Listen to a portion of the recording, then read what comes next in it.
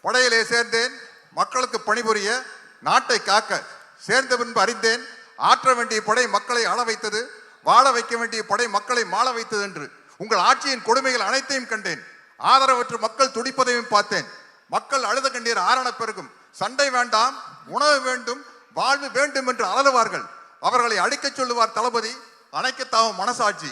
உள்ளம் துடித்தது, உதிரம் கொதித்தது. ஏன் இப்படி? எதற்காக? நடக்கலாமா? சரிதானா?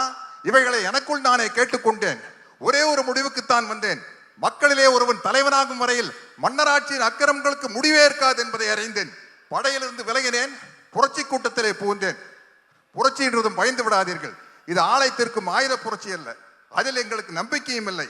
ஆனால் நாங்கள் தீயிடுவோம், தீமைக்கு கொள்ளையடிப்போம், மக்கள் உள்ளங்களை குவித்து வைத்து அனுபவிப்போம். அறிவு பொருட்களை கத்து இல்லாத, ரத்தம் சிந்தாத அறிவு புரட்சி அது. என்ன நாடோடி மன்னன். என்னை நம்பாமல் கெட்டவர்கள் நிறைய உண்டு, நம்பி கெட்டவர்கள் இன்று வரை இல்லை. அது நாடோடி மன்னன். அது நாடோடி மன்னன்.